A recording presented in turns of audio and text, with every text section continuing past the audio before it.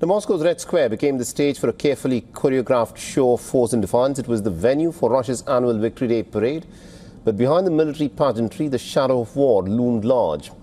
The Grand Parade appeared noticeably subdued, and even as both Russia and Ukraine said that they were adhering to the ceasefire, the sound of gunfire did not fall silent. Our next report tracks the tense standoff on the occasion of the Victory Day.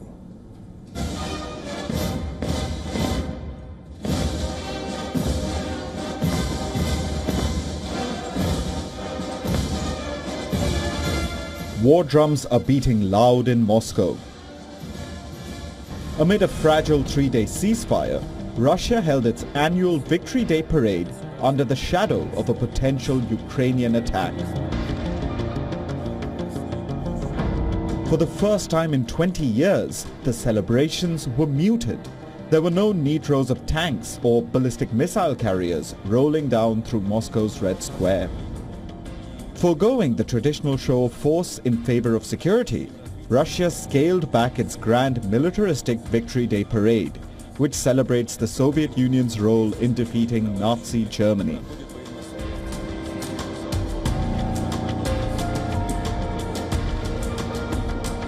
In a marked departure from previous Victory Day parades, Russian President Vladimir Putin quietly watched a series of pre-recorded videos from the front lines of the Russia-Ukraine war. The parade took place after intensified Ukrainian strikes deep inside Russian territory. In just 1 week, Ukraine struck at the front lines and at Russia's oil refineries.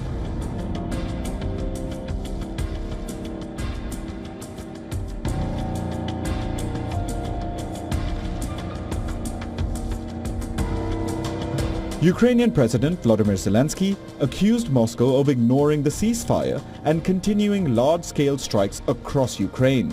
He had issued a stern warning to Moscow, saying that Kyiv would respond proportionately. Amid the tensions, Russia's Victory Day parade was brief. Putin appeared amid tight security. As he talked about his war on Ukraine as just, he also denounced NATO for arming Kyiv. The great feat of the generation of winners inspires the soldiers who are carrying out the tasks of a special military operation today. They face an aggressive force that is armed and supported by the entire NATO bloc. And despite this, our heroes go forward. As a three-day ceasefire sets in, a sense of uneasy calm and distrust loom on both sides of the front line. While some longed for lasting peace, others questioned the ceasefire.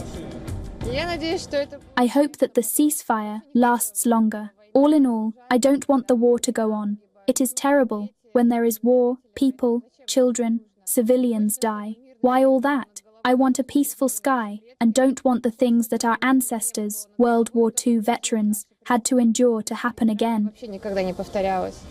The Kremlin has clarified that the ceasefire is just for 3 days and not longer. They're already not observing it. About half an hour ago, I spoke with my parents. They went for a walk in a park in the city of Zaporizhzhia. Unfortunately, they already heard the air raid alert and explosions. They don't know exactly what it was, but there are explosions. Something is still happening. Ukraine and Russia traded fire at least 1,820 times since the 4th of May, when Putin first announced a ceasefire for Victory Day. And the bombardment didn't stop until May 9th, when Russia claimed to have repelled 246 Ukrainian attack drones, and Kyiv claimed that Russia targeted its Sumy region. Bureau Report, WION, World is One. And we earlier spoke with Mr. Fred Weir, who's a journalist and a political commentator. He joined us live from Moscow. Listening to what he had to say. Ukraine has stepped up its drone warfare against Russia and achieved quite a few successes in recent weeks. And so I think there was a very real fear in the Kremlin that they would target, and I'm sure they said that the military parade would be a legitimate target.